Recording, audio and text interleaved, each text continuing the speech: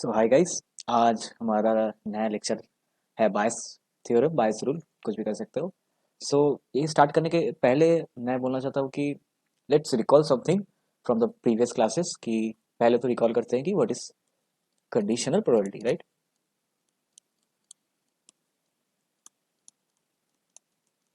What is conditional probability? So what was that कि हमारे पास दो इवेंट्स है, दो इवेंट्स के लिए हम देख रहे हैं अभी। तो हमारे पास दो इवेंट्स है, probability of A and B. So we are asking that given that probability of uh, B is already happened, what is probability of A? So that was probability of A intersection B by probability of B, right? Right. So our new sample space was B. So B is already happened. तो B हमारा नया sample space मतलब वो नया universe ही हो गया। समझ रहे हो? मतलब B के बाद तुम्हें देखना ही नहीं है। तो B is already happened। उसके बाद हम देखेंगे कि what is probability of A intersection, what is probability of A. So वो कहाँ से आएगा? वो इंटरसेक्शन पार्ट में से आएगा, राइट? दिस इंटरसेक्शन पार्ट में से आएगा। सो जो भी है, तो सो इसके बाद हम क्या ऑब्जर्व कर सकते हैं कि यहाँ पर probability of A intersection B क्या है? That is probability of A given B into probability of B, right? ये तो एक हो गया। अब हम अगर इसको घुमा देते हैं कि probability of B given A, इसका मतलब क्या? मतलब प्रोबेबिलिटी ऑफ ए मतलब A is already happened and we are trying to know what is probability of B. So what is that? That is also probability of A intersection B, क्योंकि A intersection B and B intersection A is both are similar. क्योंकि A intersection B और B A intersection B और B intersection A दोनों set similar है। Intersection की set similar है। Intersection is kind of a, it's kind not kind of a, it's a commutative property, right? So it's probability of A intersection B by probability of A. हाँ। So अब अगर हम probability of A intersection B that is equal to this, right? अब तो ये हो गया probability of A intersection B equal to probability of B given A is already happened into probability of ए। ये एक हो गया। और इसके पहले दिस वाज देयर, राइट? सो ये तो हमने कर ही चुके हैं। So now just recall what is total probability.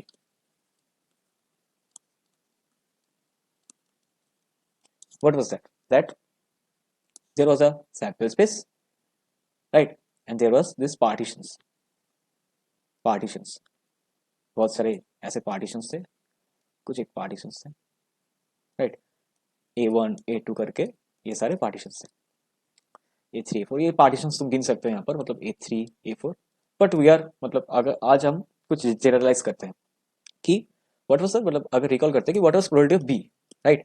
After getting this partitions of sample space, मतलब यहाँ पर क्या हो रहा है कि AIs are disjoint events with probability of AIs, each AIs for each I,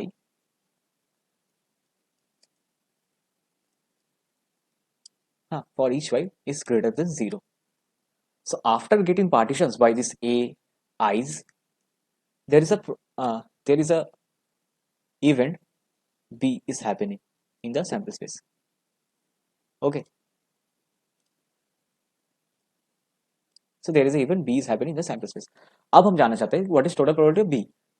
Okay, so वो क्या था कि अब हम बी तो मतलब A1 A2 A3 A4 ये सब हो चुका है। इसके बाद हमको बी चाहिए, तो वो कैसे मिलेगा?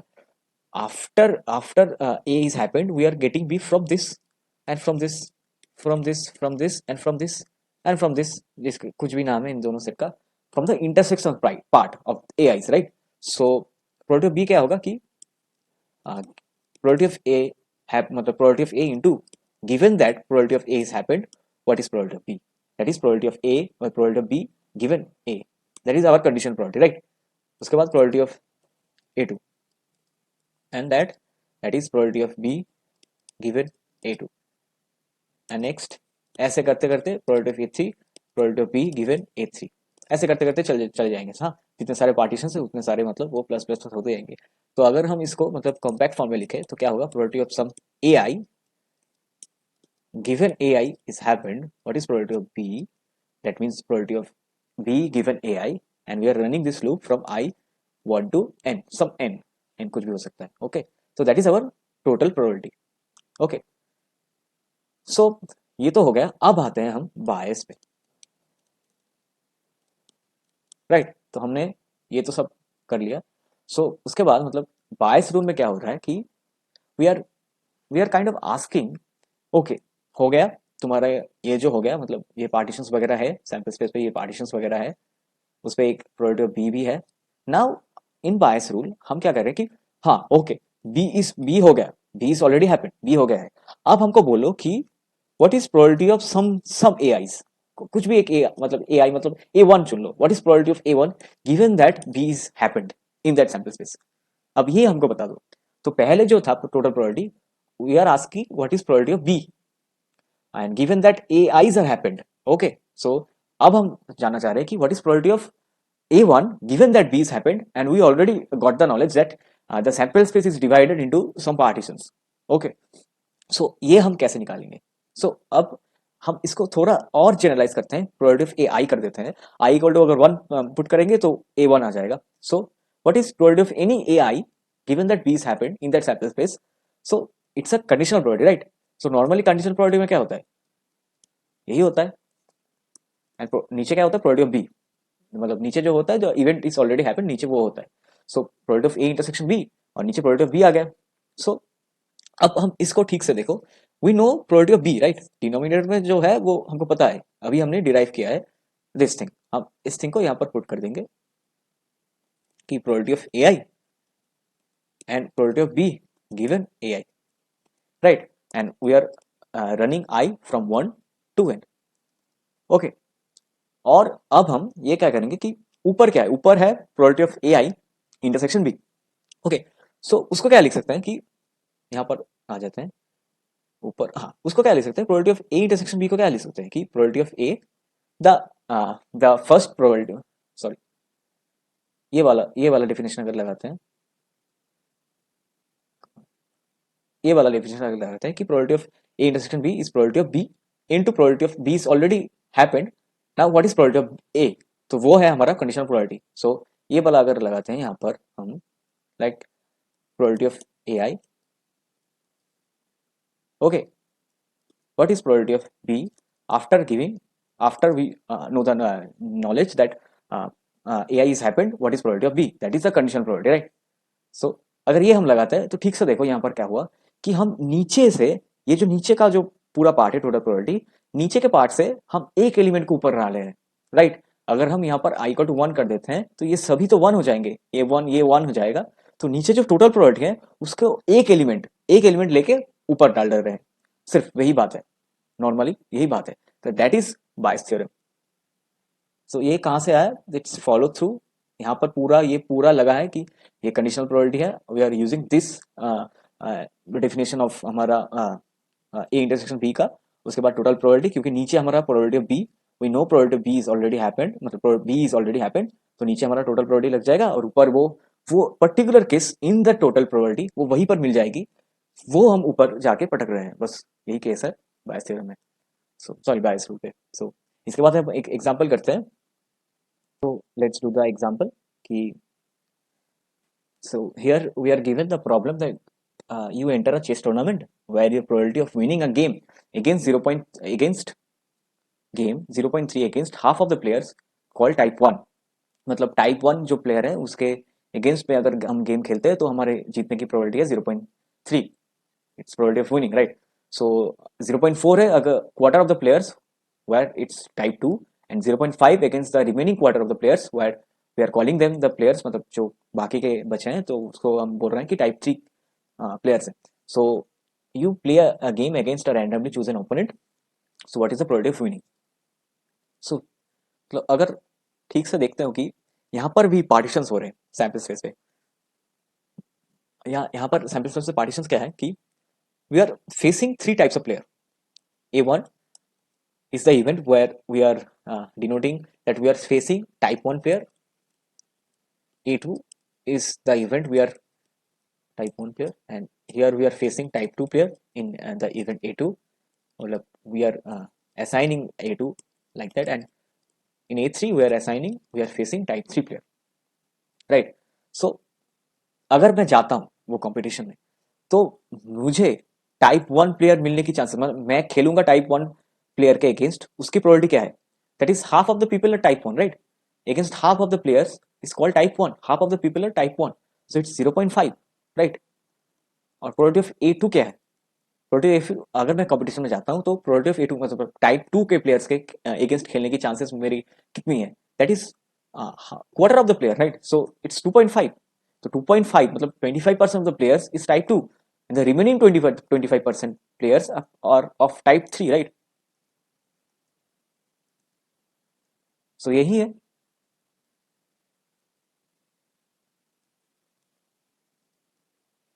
It's type 3, right? So what we are doing is, उसके बाद मैं बोल रहा हूँ कि we are playing a game randomly chosen with a randomly chosen opponent. What is the probability of winning? So here let's call B as the event where we are winning. So we are asking what is probability of B? What is probability of B? So what probability of B is nothing but the total probability of B, right? मतलब ये तो total probability है क्योंकि event space sample space तो हमारे divided है by this A1, A2 and A3 partitions. So what is that? So that is probability of A1. Given A1 is happened, what is the chances of our winning? Probability of A2. Given that A2 is happened, what is the chances of our winning? And the next is probability of A3. A3 is happened, what is the chances of our winning? So this here is probability of A1. Probability of A1 is nothing but that was 0.5, right? And probability of B given A1 मतलब A1 के साथ face कर रहे हैं उसके बाद B होने की मतलब B मतलब winning. So we are here we are saying that it's 0.3. So 0.3 is the winning probability against player type 1. So it's 0.3. उसके बाद A2 is 0.25. 25% लोग टाइप 2 के हैं उनके अगेंस्ट विन के प्रोबेबिलिटी है 0.4. That is 0.4. And now probability of A2. Probability of A2 is nothing but it's 0.5, right? Probability of A2 is nothing but probability of A2 is nothing but 0.25 कि बाकी 25% players ही बाकी है. And this is A3. Sorry, probability of A3 is 0.25. And what is probability of A3? That is 0.5, right? It is 0.5. So if we calculate this, this is 0.15 and this is 0.1 and this is 0.125, right? So it's 0. It's 0. It's 3, it's 7 and it's 5. It's 0.375, right? Fine. So it's 0.375. So now this is here, it's this here मतलब अभी तक जो हुआ है, so that is we already covered in the last class. So here one more question is, what is the probability of A1, this is A1, given B is already happened, that you had an opponent of type 1. यहाँ पर बोल भी रहे हैं कि what is the probability मतलब A1 given B that you had an मतलब तुम win कर चुके हैं, that is you have already won, you have already won, ये given है, that's why it's given B. B is what? B is the probability of winning. तुम one मतलब win कर चुके हो. सो उसके बाद बोल रहे हैं कि you had opponent of type 1. उसके बाद वो पूछ रहे हैं what is the probability of this after you are given that information that you have already won. Okay, so अब ये कैसे निकालें? This is nothing but Bayes rule, right? We are asking the prior probability that B is already happened, what is probability of A1. So नीचे क्या होगा? बायस probability में नीचे क्या होता है? That is probability of B, right? This nothing but it's just this, it's just another conditional probability. जहां पर ऊपर जो होता है, यहाँ पर नीचे जो होगा, that is what is that? That is probability of P of A i's given A i's happened, what is probability of B? And that is this here is total probability. और यहाँ पर हमारे कितने पार्टीशंस है? 3 partitions है, right? और ऊपर जो है दैट इज नथिंग बट, इसको अगर ठीक से लिखते हैं इंटरसेक्शन पार्ट को, A इंटरसेक्शन B को, using conditional probability, we can easily get this, right? So what is probability of A1 and B given A1. नीचे का जो प्रोबेबिलिटी है वो हमने कैलकुलेट किया है 0.375, राइट? अभी भी कैलकुलेट किया था. और यहाँ पर हम पूछ रहे हैं कि given that A1 is probability of A1 into given that A1 is happened, what is probability of B? So that is this, right? So it's 0.5 into 0.3, which comes out to be 0.4, right? So this is the example of bias rule. कुछ नहीं, मुझे तो लगता है कि अगर मतलब तुम लोगों को प्रॉब्लम होती है, just remember this diagrams, remember this diagrams, बस बाकी तो सब ऐसे हो जाएगा। सो रिमेंबर दिस डायग्राम, बाकी सब सही है। Bayes rule is nothing but just another conditional probability. Just we are asking, हाँ ये पार्टीशन से ये सब है, ये हो कि ये बी भी हो चुका है, अब बोलो बी तो हो चुका है, बी होने के बाद बोलो ए वन कैसे होगा, ए वन कैसे हो रहा था, ऐसे। So that's all, thank you.